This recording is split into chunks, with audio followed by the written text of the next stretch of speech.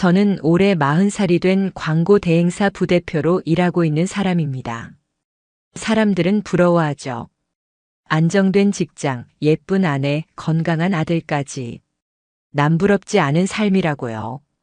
맞아요. 겉으로는 그랬습니다. 아내와는 결혼한 지 9년 차예요. 아들 민준이는 초등학생입니다. 연애 3년 끝에 결혼했고 결혼 초반엔 정말 행복했죠. 아내는 출판사에서 일하고 있습니다. 일도 잘하고 똑똑한 사람입니다. 그게 처음엔 참 좋았어요. 신혼 때는 둘이서 주말마다 영화도 보고 데이트도 자주 다녔죠. 그런데 아이가 태어나고 조금씩 달라지더라고요. 처음엔 당연한 변화라고 생각했습니다. 육아는 쉽지 않으니까요. 아내는 온전히 민준이에게 매달렸고 저는 회사 일에 더 집중하게 됐죠. 민준이가 학교에 들어가고 나서부터 아내도 다시 회사로 복귀했어요. 그때부터는 서로 정말 바빠졌습니다. 아침이면 서로 인사할 시간도 없이 출근 준비로 정신없고 저녁엔 둘 다 녹초가 돼서 말 한마디 못 나누고 누워버리곤 했어요. 가끔은 같은 집에 살아도 그냥 남 같다는 느낌이 들더라고요. 그래도 그러려니 했습니다. 주변 부부들도 다 그렇다니까요. 그러던 어느 날 회사에서 문제가 생겼습니다. 대표와의 갈등이 심해졌어요. 매출 목표는 자꾸 올라가는데 인원은 줄고 업무는 늘어났죠. 야근은 기본이고 주말에도 머릿속엔 온통 일 생각뿐이었습니다. 그런데 문제는 그렇게 힘들게 하루를 보내고 집에 와도 위로 한마디 들을 수가 없었어요. 아내는 늘 지쳐 있었죠. 출판 마감에 아들 학원 스케줄까지 챙기느라 본인도 버거웠을 테니 이해는 됩니다. 하지만 저도 사람인지라 점점 외로움을 느꼈어요. 나는 회사에서도 집에서도 버려진 느낌이야. 그런 생각이 자꾸 맴돌더라고요. 그때였습니다. 신제품 촬영 프로젝트가 잡혔는데 외주로 포토그래퍼 한 명이 새로 들어왔어요. 지아라는 사람이었습니다. 35 정도 되어 보였어요. 단발머리에 웃는 얼굴이 인상적이더군요. 처음엔 그냥 업무상 만난 사이였습니다. 그런데 그날따라 이상하게 기분이 가라앉았던 어느 날 촬영 현장에서 문제가 생겼어요. 조명이 고장나고 일정도 엉망이 됐습니다. 회의실에서 멍하니 앉아 있는데 그녀가 다가왔어요. 부장님, 요즘 많이 힘들어 보이세요. 순간 가슴이 철렁했습니다. 아무도 내 속을 들여다보지 않던 때였거든요. 그런데 처음 본 사람이 그런 말을 하다니. 네, 좀 그렇네요. 저도 모르게 대답이 나왔어요. 그녀는 커피 한 잔을 건네며 말했습니다. 그래도 너무 무리하지 마세요. 건강이 먼저잖아요. 그날 이후 이상하게 그녀 생각이 자꾸 나더라고요. 그렇게 우리 사이에 작은 불씨가 생겼습니다. 다음 날 그녀가 슬쩍 문자를 보냈어요. 어제 고생 많으셨어요. 오늘도 힘내세요. 그 한 줄에 괜히 마음이 따뜻해졌어요. 그동안 누구에게도 그런 말을 들어본 기억이 없었거든요. 그게 시작이었습니다. 그날 이후로 자연스럽게 톡을 주고받기 시작했어요. 처음엔 업무 얘기뿐이었죠. 그런데 조금씩 사적인 이야기로 흘러갔습니다. 부장님, 주말엔 뭐 하세요? 그냥 집에 있죠. 아들이랑 놀아주거나 쉬고요. 아, 그러시구나. 저는 요즘 영화 보는 게 취미예요. 그렇게 가벼운 대화들이 오갔어요. 저는 점점 그녀와의 대화가 기다려졌습니다. 회사에선 지치고 집에서도 말 붙일 사람이 없던 상황이었으니까요. 그때부터였어요. 제가 조금씩 아주 천천히 위험한 길로 발을 들이고 있다는 걸 알게 된 건 처음엔 그냥 말 상대 정도는 괜찮겠지 싶었습니다. 그게 뭐가 문제겠어요. 하지만 말이죠. 그 생각이 틀렸다는 걸 곧 깨닫게 됐어요. 그녀의 문자가 오면 괜히 설레고 안 오면 괜히 불안해지더라고요. 그날 이후로 제 평범했던 일상이 서서히 뒤틀리기 시작했습니다. 톡은 점점 더 자연스러워졌습니다. 처음엔 출근 인사 정도였죠. 오늘도 힘내세요. 부장님 점심 맛있게 드세요. 그런데 어느새 저녁 늦게까지 이어지더군요. 아내는 늘 피곤해 보였습니다. 퇴근하면 민준이 숙제 봐주랴 빨래하랴 정신이 없었죠. 저 역시 집에 오면 기운이 쭉 빠졌지만 아내와는 말 섞을 틈조차 없었습니다. 대신 핸드폰만 더 자주 들여다보게 되더군요. 그녀는 늘 밝은 말투로 톡을 보냈습니다. 오늘 촬영 끝나고 혼자 카페 갔어요. 부장님은요?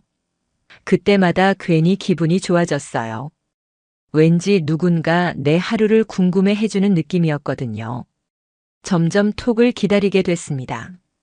알림 소리만 나도 심장이 두근거리고 그녀가 몇 시간 답이 없으면 괜히 불안해지더라고요. 그런데 어느 날이었습니다. 그날따라 회사에서 크게 혼이 났어요. 대표가 갑자기 회의 자리에서 저를 공개적으로 질책했습니다. 회의 끝나고 속이 뒤집어질 것 같았어요. 혼자 사무실에 앉아 있는데 문득 그녀 생각이 나더군요. 망설이다가 톡을 보냈습니다. 오늘 진짜 힘든 하루네요. 기분이 별로예요. 얼마 지나지 않아 답이 왔어요. 에구, 고생 많으셨어요. 그런 날은 맥주 한 잔이 딱인데. 그 한 줄에 뭔가 뭉클해졌어요. 그동안 아내한테 이런 말을 들어본 기억이 나지 않았거든요. 물론 아내는 육아랑 일에 치여 바빴지만 저도 힘든 건 마찬가지였으니까요. 그날 저녁 와이프는 민준이랑 일찍 잠들었어요. 저는 소파에 앉아 핸드폰만 만지작거렸습니다. 지금도 혼자 계세요? 그녀의 톡이 또 왔어요. 네. 그냥 조용히 맥주 한 캔 따고 있어요. 답장을 보내니 곧 이어졌습니다. 혼자 마시지 말고 다음엔 같이 해요. 맥주 한 잔 하자고요. 그 순간 손끝이 덜덜 떨렸어요. 가슴이 쿵 내려앉는 기분이었죠. 괜찮을까? 머릿속이 복잡해졌습니다. 그러다 저도 모르게 답을 쓰고 있었어요. 좋아요. 언제 시간 괜찮으세요? 순간 손을 놓고 후회가 밀려왔어요. 내가 지금 뭐 하는 거지? 그때 아내가 깨어서 거실로 나왔어요. 뭐 해? 아, 그냥 뉴스 좀 보고 있었어. 급히 핸드폰을 뒤집었습니다. 가슴이 쿵쿵 뛰었습니다. 아내는 피곤한 얼굴로 물 한 잔 마시고 다시 들어갔어요. 그녀가 다시 톡을 보냈습니다. 이번 주 금요일 어때요? 촬영 끝나고 근처에 좋은 바 알아놨어요. 한참을 망설이다가 결국 괜찮아요라고 답하고 말았습니다. 그날 밤 잠이 오질 않았어요. 이렇게까지 가도 되는 걸까? 그냥 맥주 한 잔인데 뭐 어때? 우린 친구처럼 지내는 거잖아. 수없이 자기 합리화를 반복했습니다. 하지만 속으로는 알았습니다. 이미 마음이 움직이고 있다는 걸요. 아침이 밝았습니다. 출근 준비를 하는 아내의 모습이 눈에 들어왔어요. 그녀는 피곤한 얼굴로 민준이 도시락을 싸고 있었죠. 괜찮아? 요즘 많이 힘들어 보여. 응, 요즘 좀 그렇네. 근데 괜찮아. 그 말에 더 미안해졌습니다. 하지만 이미 금요일 약속을 잡아버린 저는 그 미안함마저 외면하고 싶었습니다.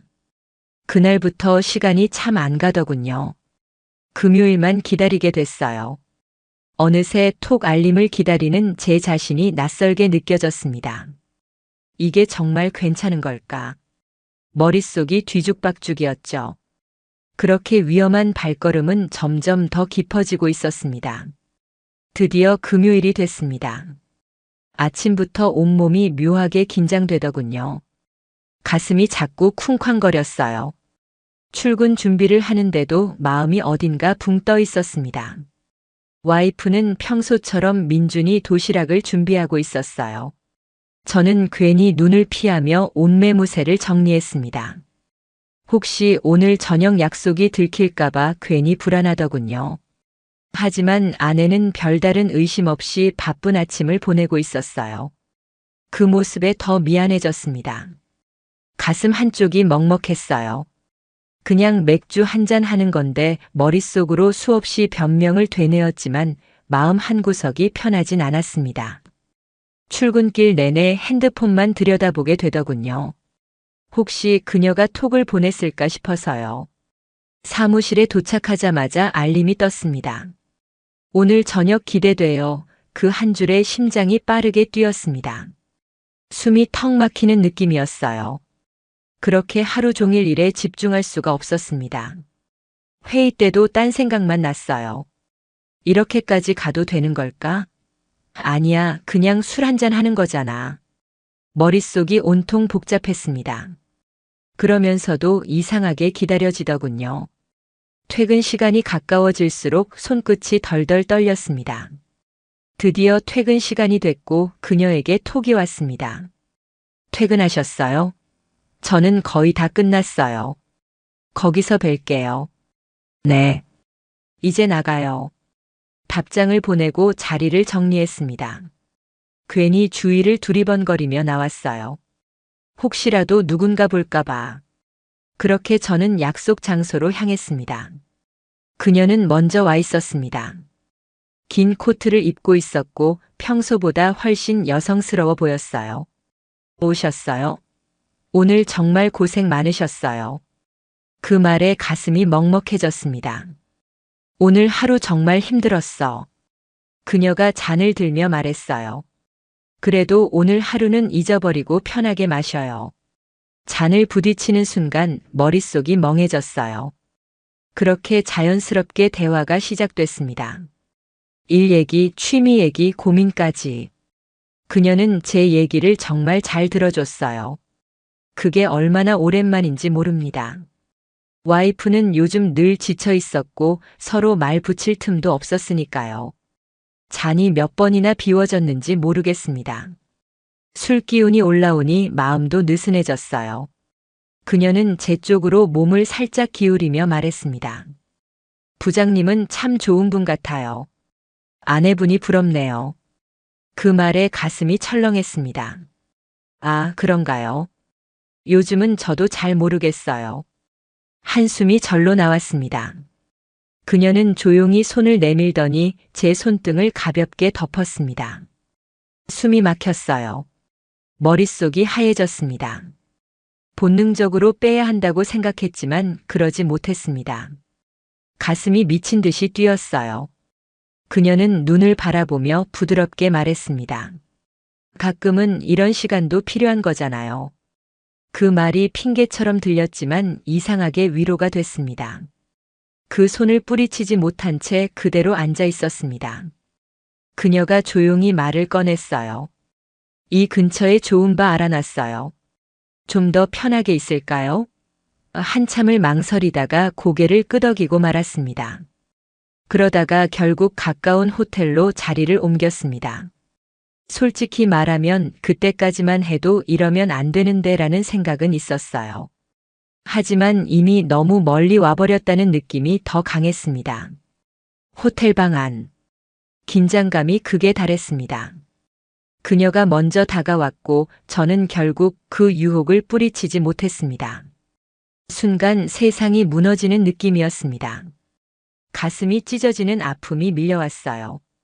정말 내가 원하는 게 이거였나? 하지만 이미 돌이킬 수 없는 선을 넘어버린 뒤였습니다. 그날 밤 집으로 돌아가는 길. 온몸에 힘이 빠졌어요. 가슴이 미어지는 듯 아팠습니다. 하지만 한편으로는 또다시 그녀와의 만남을 기다리고 있는 제 자신이 두려웠어요. 나는 정말 어디까지 가려고 하는 걸까? 그렇게 또 하나의 금기를 넘은 저는 점점 더 깊은 늪에 빠지고 있었습니다. 그날 이후 저는 달라졌습니다. 아니, 달라졌다는 걸 스스로도 느끼고 있었어요. 아내와 눈을 마주치기가 어려웠습니다. 괜히 미안한 마음이 들어서요. 그런데 또 이상하게 그녀의 톡이 오면 심장이 미친 듯이 뛰었습니다. 오늘도 보고 싶어요. 다음엔 좀 더 오래 함께 있고 싶어요. 그런 문자가 올 때마다 이상하게 가슴이 쿵 내려앉고 말았어요.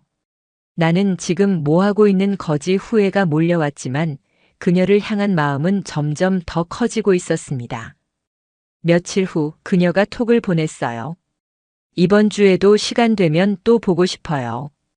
그 문장을 읽는 순간 머릿속이 하얘졌어요. 이번엔 안 가는 게 좋지 않을까?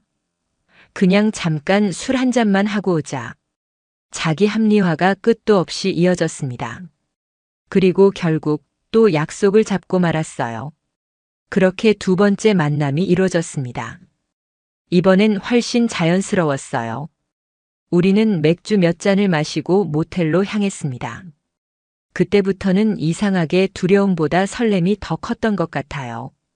그녀는 저를 더 적극적으로 대했고 저도 스스로를 통제하지 못했습니다. 그렇게 몇 번이고 금기를 넘었습니다. 그러다 보니 아내에게 거짓말을 하기 시작했습니다. 오늘 야근 좀 길어질 것 같아. 팀장님이 갑자기 회식 잡아서 좀 늦겠어. 처음엔 죄책감이 너무 심해서 말할 때 목소리도 떨렸습니다. 그런데 반복되다 보니 점점 익숙해지더군요. 그게 더 무서웠습니다. 아내는 처음엔 별 의심이 없었어요. 그래? 요즘 회사 일 많나 보네. 응, 요즘 좀 바빠. 그렇게 대화를 끝냈습니다. 하지만 거짓말은 오래 숨길 수 없는 법이더군요. 어느 날이었습니다. 출장이라는 핑계를 대고 그녀와 모텔에서 하루를 보냈어요. 다음 날 아침 집에 돌아왔는데 아내가 묘한 눈빛으로 저를 보더군요. 출장 갔다 왔어? 응. 피곤해서 바로 들어왔어. 그런데 아내가 말없이 고개만 끄덕였습니다. 순간 가슴이 쿵 내려앉았어요. 혹시 눈치챈 건 아닐까? 불안감이 엄습해왔습니다.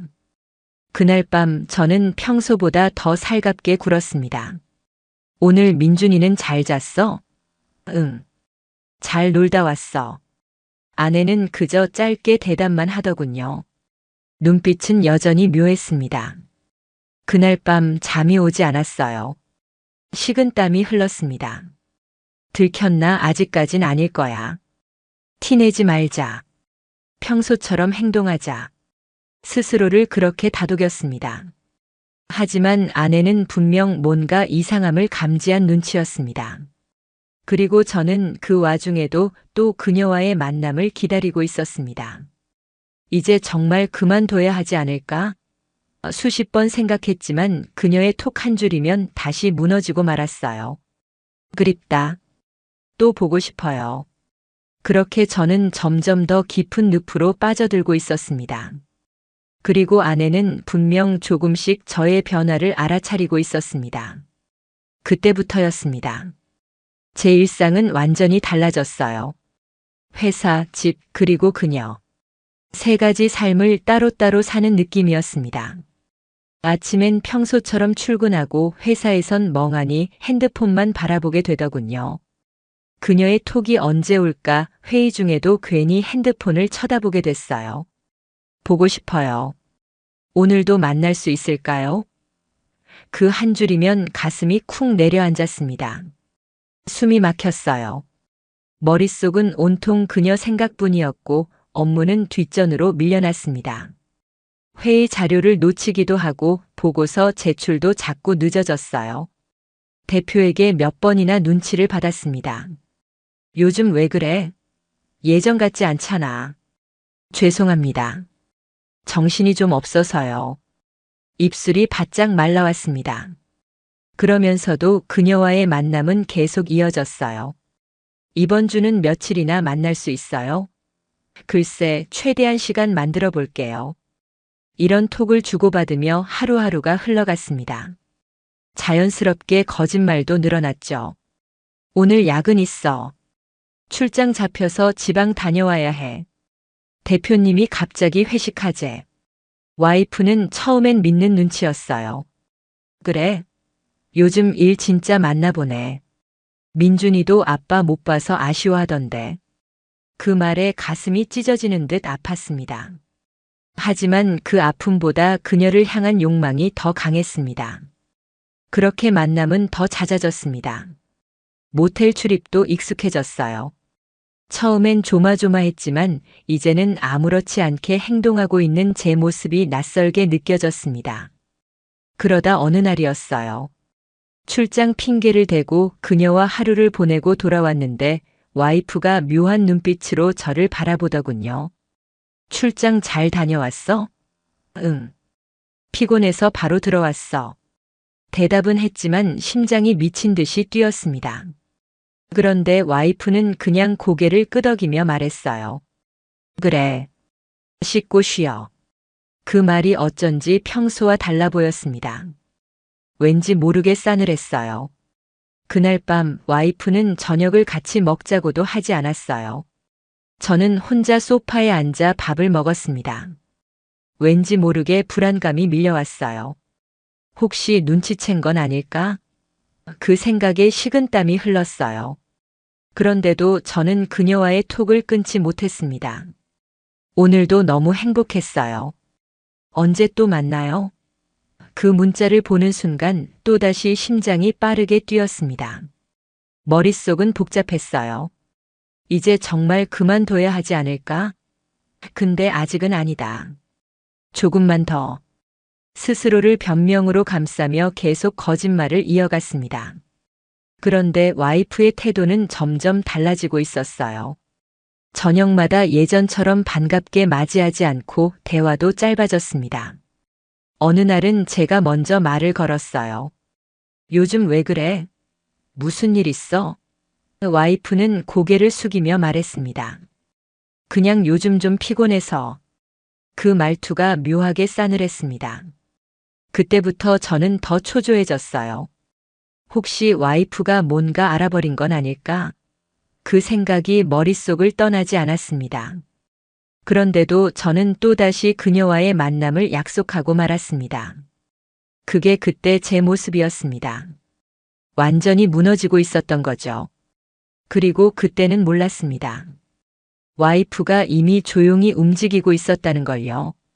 와이프는 분명 뭔가 알고 있었습니다. 그게 느껴졌어요. 그 눈빛. 그동안은 단순한 피곤함이나 무관심이 아니었어요. 이젠 저를 유심히 지켜보는 듯한 눈빛이었죠. 그냥 의심이 아니라 확신을 가지려는 듯한 느낌이었습니다. 가슴이 철렁했습니다. 들켰나? 아직은 아닐 거야. 하지만 불안은 점점 커져만 갔어요. 그러면서도 그녀와의 만남은 끊을 수 없었습니다. 이번이 마지막일 거야. 스스로를 수없이 속이며 또 약속을 잡았어요. 그날 밤도 마찬가지였습니다. 모텔에서 나오며 그녀는 제 손을 꼭 잡았습니다. 요즘은 더 자주 보고 싶어요. 그 말에 숨이 막혔어요. 그렇게 집에 돌아오니 와이프가 거실에서 책을 읽고 있더군요. 왔어? 응. 약은 좀 길어졌어. 거짓말을 내뱉는 순간 손끝이 떨렸습니다. 와이프는 말없이 고개만 끄덕였습니다. 그 표정이 묘하게 차가웠어요. 그날 밤 잠을 이루지 못했습니다. 가슴이 쿵쿵 뛰었어요. 이제 정말 끝인가? 아니야. 아직 모를 거야. 다음 날 아침. 평소와 다름없이 출근 준비를 하는데 와이프가 갑자기 말했어요. 오늘 저녁엔 뭐 해? 심장이 쿵 내려앉았습니다. 오늘은 회식 있을 것 같아. 아마 늦을 거야. 억지로 자연스러운 척 했지만 제 목소리는 떨리고 있었어요. 와이프는 묘한 미소를 지으며 말했습니다. 그래. 잘 다녀와. 그 말이 왜 그렇게 무섭게 들리던지요. 그날도 또 그녀와 만났습니다. 하지만 마음 한구석은 계속 불안했어요. 그리고 주말. 와이프가 갑자기 말을 꺼냈습니다. 나 오늘 민준이 데리고 친정 좀 다녀올게. 집에서 좀 쉴 시간 필요해서. 그래? 알겠어. 겉으론 태연하게 대답했지만 속으론 식은땀이 흐르더군요. 혹시 뭘 알아보려는 건 아닐까? 그렇게 와이프가 나간 사이 저는 괜히 거실을 서성이며 불안에 떨었습니다. 그리고 그날 밤 와이프는 돌아와서 말없이 저녁을 준비했습니다. 그 눈빛이 여전히 차가웠어요. 그때는 몰랐습니다. 그녀가 그날 제 핸드폰 패턴을 유심히 살펴보고 있었다는 걸요.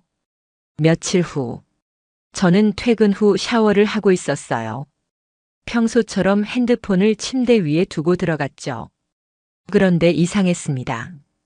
샤워를 마치고 나오니 핸드폰 위치가 미묘하게 달라져 있었어요. 가슴이 철렁했습니다. 설마. 그때 와이프가 다가와 핸드폰을 들고 말했습니다. 이거 왜 이렇게 잠궈놔? 그냥 사생활 좀 지키고 싶어서. 억지로 웃으며 말했지만 심장이 미친 듯이 뛰었습니다.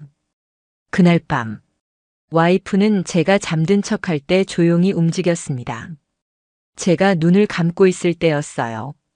살짝 눈을 떠보니 와이프가 핸드폰을 들여다보고 있었어요. 순간 식은땀이 흘렀어요. 이미 패턴을 알아낸 듯 했습니다. 그리고 몇 초 후, 와이프의 숨소리가 달라졌습니다. 그녀는 핸드폰을 내려놓고 말없이 거실로 나갔어요. 저는 눈을 감은 채 온몸이 굳어버렸습니다. 이제 끝났어. 들켰어. 머릿속이 하얘졌어요. 아내는 조용히 증거를 확보하고 있었던 겁니다. 그리고 저는 그 사실을 너무 늦게 깨닫고 말았습니다. 그날 이후 저는 완전히 무너졌습니다. 와이프가 제 핸드폰을 확인했다는 사실이 머릿속을 떠나지 않았어요. 그날 밤 와이프는 아무 말 없이 잠들었습니다. 하지만 저는 도저히 눈을 감을 수 없었어요. 심장이 미친 듯이 뛰었어요. 끝났어. 다 들켰어. 이제 어떻게 해야 하지? 머릿속이 하얘졌습니다. 그 다음 날 아침, 와이프는 평소처럼 아침상을 차렸습니다. 겉으론 아무렇지 않은 척하고 있었지만 그 눈빛은 달라져 있었습니다. 차갑고 단단했어요.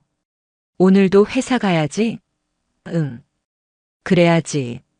말을 더듬으며 대답했지만 손끝이 떨렸습니다. 그렇게 집을 나섰지만 온종일 일에 집중할 수 없었어요. 회의 때도 다른 직원들이 무슨 말을 하는지 귀에 들어오지 않았습니다. 대표가 저를 불렀습니다. 요즘 왜 그래? 정신 어디에 두고 있어? 그 말에 얼굴이 화끈거렸어요. 죄송합니다. 요즘 좀 피곤해서요. 억지로 웃으며 대답했지만 대표는 못마땅한 눈빛으로 저를 바라봤어요. 그렇게 하루가 지나갔습니다. 그날 저녁 집에 돌아왔는데 와이프가 말없이 저를 바라보았습니다. 가슴이 철렁했습니다. 왜 그래? 아무것도 아니야. 그냥 좀 피곤해서. 그렇게 대화는 끝났습니다.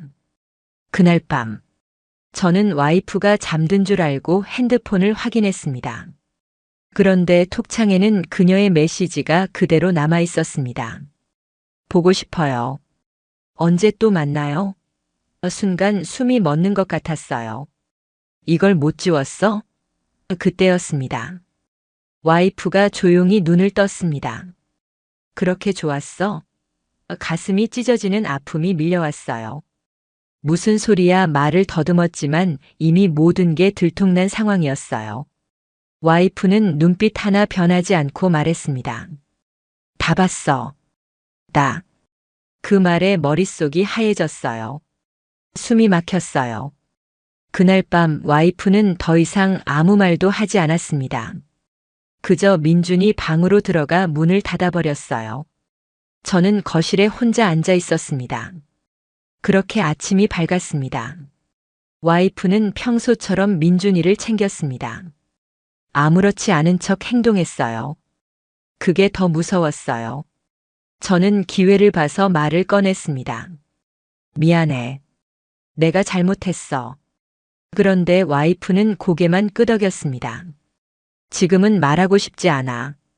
그렇게 말한 뒤 민준이와 함께 집을 나갔어요.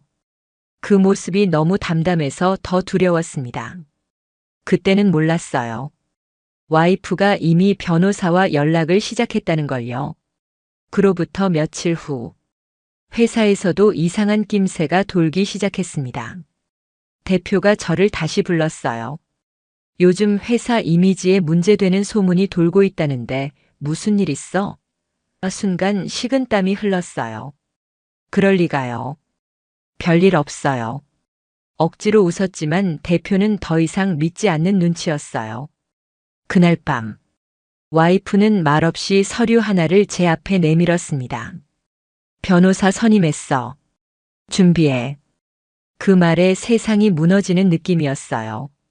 가슴이 찢어지는 아픔이 밀려왔습니다. 잠깐만, 그건 너무 이미 늦었어. 그렇게 와이프는 다시 민준이 방으로 들어가 버렸어요. 저는 그 자리에서 주저앉고 말았습니다. 이제 모든 게 끝났다는 걸 그때서야 뼈저리게 깨달았어요. 하지만 그때는 더 큰 일이 기다리고 있다는 걸 아직 몰랐습니다. 그날 이후 저는 제대로 숨을 쉴 수가 없었습니다. 아내는 더 이상 소리치지도 않았어요. 그냥 담담하게 저를 무시했어요. 그게 더 무서웠습니다. 민준이 앞에서는 평소처럼 행동했지만 저와는 눈도 마주치지 않았어요. 말없이 밥을 차리고 말없이 방으로 들어가고 그런 나날이 이어졌습니다. 그러던 어느 날이었어요. 회사에서 회의를 마치고 나오는데 와이프에게서 문자가 왔습니다. 오늘 저녁에 시간 좀 내. 심장이 쿵 내려앉았습니다. 식은땀이 흘렀어요. 뭐지? 또 무슨 얘기를 하려는 거지? 그날 저녁, 저는 집에 일찍 들어갔습니다. 와이프는 거실 테이블에 서류 몇 장을 꺼내놓고 기다리고 있었어요. 앉아. 그 말투가 너무 차가워서 숨이 막혔어요. 저는 조심스레 앉았습니다. 와이프는 말없이 서류를 밀어주더군요. 이혼 조정 신청서 그 제목을 보는 순간 머릿속이 하얘졌어요. 변호사 상담 다 끝냈어. 증거도 충분히 확보했고. 그 말에 가슴이 찢어지는 아픔이 밀려왔어요. 제발 우리 민준이 생각 좀 해. 그렇게 애원했지만 와이프는 눈 하나 깜짝하지 않았어요. 민준이? 민준이를 생각했으면 이런 짓을 하지 말았어야지. 그 말에 아무 말도 할 수가 없었어요. 그때는 몰랐습니다. 와이프가 이미 증거를 정리해서 법적 절차에 들어갔다는 걸요. 며칠 후, 회사에서도 상황이 심상치 않았어요. 갑자기 인사팀에서 호출이 왔습니다. 개인적인 문제로 회사 이미지에 피해가 간다는 민원이 들어왔어. 무슨 일인지 설명해. 식은땀이 났어요. 누가 민원을 넣었는지 뻔히 알 수 있었거든요. 죄송합니다. 오해가 좀 있는 것 같습니다. 그렇게 변명했지만 이미 분위기는 싸늘하게 식어 있었습니다. 그날 밤 집에 돌아왔는데 와이프는 민준이를 데리고 친정으로 간 상태였어요. 거실 테이블 위에는 쪽지 하나가 놓여 있었습니다. 변호사 통해 연락할게. 그 한 줄에 심장이 철렁했습니다. 아, 끝났구나. 그제야 실감이 났어요. 그날 밤, 혼자 텅 빈 집에 앉아 핸드폰만 들여다봤습니다. 그녀에게 전화를 걸까 말까 수십 번 망설이다가 결국 통화 버튼을 눌렀어요. 여보세요? 나야. 나 좀 힘들어. 그녀는 한참을 침묵하더니 말했습니다. 나도 이 상황 부담스러워. 잠시 연락 좀 쉬자. 그 한마디에 가슴이 철렁했어요. 모든 게 무너지고 있었습니다. 집도 가족도 직장도 그녀마저도. 그렇게 저는 혼자 남겨진 기분으로 텅 빈 집 안에 앉아 있었습니다. 하지만 그게 끝이 아니었습니다. 그로부터 며칠 후, 법원에서 도착한 등기 우편을 받았습니다. 이혼 조정 신청서 및 상간자 소송 안내문 손끝이 떨렸어요. 봉투를 뜯는 순간 손에서 종이가 미끄러질 뻔했습니다. 그 안엔 제가 상상도 못한 내용들이 들어 있었습니다. 와이프는 이미 그녀의 신상까지 파악한 뒤 상간자 소송까지 진행하고 있었던 겁니다. 그때야 깨달았어요. 이건 단순한 가정 문제로 끝날 일이 아니라는 걸요. 그리고 더 큰 파도가 몰려오고 있었습니다. 법원에서 날아온 서류를 손에 쥐고 저는 멍하니 앉아 있었습니다. 숨이 막혔어요. 손끝이 덜덜 떨렸어요. 진짜 끝났구나. 그렇게 생각이 드니 눈앞이 깜깜해졌어요. 아내는 더 이상 연락을 받지 않았습니다. 변호사를 통해서만 연락이 오고 갔어요. 이혼 조정 신청과 함께 상간자 소송도 정식으로 접수됐습니다. 그녀에게도 소장이 전달됐다는 얘기를 들었어요. 그날 밤 저는 핸드폰만 붙잡고 있었습니다. 톡창을 열었다 닫았다 반복했어요. 그녀에게 연락하고 싶었지만 잠시 연락 쉬자던 마지막 말이 머릿속에 맴돌았습니다. 그래도 견딜 수 없었어요. 그렇게 수차례 전화를 걸었습니다. 하지만 신호만 가고 받질 않았어요. 톡도 보냈습니다. 나 너무 힘들어. 제발 한 번만 연락 줘. 답은 없었습니다. 며칠이 지났습니다. 그녀에게서 여전히 연락은 없었어요. 그렇게 저는 점점 더 깊은 수렁으로 빠져들고 있었습니다. 그런데 어느 날 밤 핸드폰이 울렸습니다. 그녀에게서 걸려온 전화였습니다. 심장이 쿵 내려앉았습니다. 여보세요? 나야. 나 좀 힘들어. 그녀는 한참을 침묵하더니 말했습니다. 나도 지금 너무 무서워. 그 말에 숨이 막혔어요. 나도 어떻게 해야 할지 모르겠어. 당분간 잠수 타고 있으려고 했는데 더 이상 못 견디겠어. 그녀는 떨리는 목소리로 말을 이어갔습니다. 업계 커뮤니티에 내 얘기 다 퍼졌어. 프리랜서 단톡방에도 내가 상간자로 소송당했다고 떠돌고 있대. 그 말을 듣는 순간 손끝이 덜덜 떨렸어요. 설마 그렇게까지 퍼질 줄이야. 그녀는 울먹이며 말했습니다. 나 이제 프리랜서로 못 일할 것 같아. 일도 다 끊겼어. 그렇게 그녀와의 통화도 끝이 났습니다. 모든 게 산산조각 났어요. 가족도 잃고 직장도 잃고 그녀마저도 무너져 가고 있었습니다. 그때야 실감이 났습니다. 내가 저지른 일이 얼마나 돌이킬 수 없는 일이었는지. 하지만 후회하기엔 너무 늦었어요. 며칠 후 회사에서도 상황은 악화됐습니다. 회사 게시판과 내부 커뮤니티에 저와 그녀의 관계에 대한 글이 올라온 겁니다. 광고팀 부장이 불륜으로 소송까지 당했다더라. 프리랜서 누구랑 그렇다더라. 소문은 순식간에 퍼졌어요. 대표가 저를 불렀습니다. 그게 사실이야? 저는 아무 말도 할 수 없었습니다.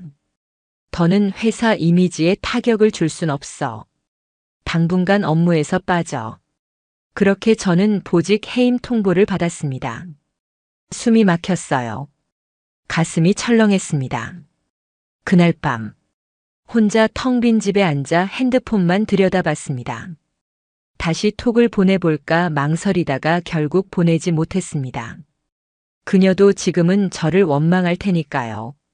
며칠 후 변호사를 통해 최종 조정 날짜가 통보됐습니다. 그날 법원에서 이혼에 합의했습니다. 와이프는 마지막까지 저를 쳐다보지도 않았어요. 그저 담담하게 서류에 서명했을 뿐이었습니다. 민준이에 대한 양육권도 와이프가 가져갔어요. 그게 당연했죠. 법정에서 나오던 길. 저는 와이프를 조심스레 불렀습니다. 정말 미안해. 민준이한텐 좋은 아빠로라도 남고 싶어. 와이프는 짧게 말했습니다. 그럴 기회는 줄게. 하지만 나한테는 다시 연락하지 마. 그 말에 가슴이 찢어지는 듯 아팠어요. 그렇게 와이프와 민준이는 새로 구한 작은 아파트로 이사했습니다. 며칠 후 변호사로부터 위자료와 재산분할 청구서가 도착했습니다. 금액을 보고 눈앞이 캄캄해졌어요. 그날 밤 혼자 빈 사무실에 앉아 있었습니다. 불 꺼진 회의실 한가운데서 멍하니 앉아 있었어요. 머릿속은 온통 후회뿐이었습니다. 그때 핸드폰이 울렸습니다. 그녀에게서 온 톡 한 줄. 미안해. 나 이제 정말 연락 못할 것 같아. 그 문장을 보는 순간 온몸에서 힘이 빠져나갔어요. 정말 모든 게 끝난 겁니다. 그렇게 저는 혼자 텅 빈 사무실에 앉아 있었습니다. 앞으로 어떻게 살아야 할지 전혀 감이 잡히지 않았습니다. 정말 모든 게 끝났구나. 그제서야 실감이 났어요. 가족도 직장도 그녀마저도 아무것도 남지 않았습니다. 그날 이후 저는 회사에도 나가지 않았어요. 대표에게는 문자 한 통만 보냈습니다. 그동안 감사했습니다. 사직하겠습니다. 답장은 오지 않았어요. 그렇게 저는 10년 가까이 다닌 회사를 떠났습니다. 집으로 돌아와도 텅 빈 공간만 남아 있었습니다. 거실엔 와이프와 민준이의 흔적들이 사라져 있었어요. 냉장고에는 텅 빈 칸만 남아 있었고 민준이 책가방도 보이지 않았습니다. 그 모습에 가슴이 찢어지는 아픔이 밀려왔어요. 며칠 후 변호사로부터 최종 합의 결과가 전달됐습니다. 양육권, 위자료, 재산분할. 그 금액을 보며 그동안 내가 저지른 일들의 대가가 얼마나 큰지 뼈저리게 느꼈어요. 저는 가진 것 대부분을 정리해야 했습니다. 퇴직금 일부는 위자료로 나갔고 적금과 예금도 깨야 했습니다. 결국 저는 작은 원룸으로 이사할 수밖에 없었습니다. 그렇게 모든 걸 내려놓고 새로운 삶을 시작해야 했어요. 하지만 쉽지 않았습니다. 매일 새벽에 눈이 떠졌어요. 문득문득 민준이 얼굴이 떠올랐습니다. 그럴 때면 눈물이 나더군요. 한동안은 술 없이는 잠을 이룰 수 없었습니다. 그러던 어느 날 변호사를 통해 와이프 쪽에서 연락이 왔습니다. 민준이가 아빠 보고 싶어 해요. 주말에 시간 내주세요. 그 문장을 보는 순간 가슴이 먹먹해졌어요. 그렇게 주말 작은 카페에서 민준이를 만났습니다. 아이 얼굴을 보는 순간 그저 눈물이 났어요. 하지만 아이 앞에서는 애써 웃어야 했습니다. 우리 민준이 잘 지냈어? 응. 아빠는? 그 말에 목이 메었어요. 아빠도 잘 지내고 있어. 그렇게 짧은 만남이 끝났습니다. 와이프는 멀리서 저를 지켜보고 있었어요. 그녀의 눈빛은 여전히 차가웠지만 그 속에 민준이를 위한 강한 의지가 느껴졌어요. 그 모습에 저는 더 미안하고 고개를 들 수 없었습니다. 지금은 혼자 작은 방에서 살아가고 있습니다. 아직 직장은 구하지 못했어요. 이력서를 쓰다 말기를 반복하고 있습니다. 가끔 민준이를 만나지만 그 시간마저 너무 짧게 느껴집니다. 지금 생각해보면 처음부터 그러지 말았어야 했어요. 그때 톡 한 줄에 설레던 그 순간. 그때 단 한 번만이라도 멈췄어야 했어요. 그 손을 잡지 말았어야 했고 거짓말도 시작하지 말았어야 했습니다. 욕망에 눈이 멀어 가장 소중한 걸 잃었습니다. 가족도 직장도 스스로에 대한 자존감까지. 지금은 매일 후회의 시간을 보내고 있습니다.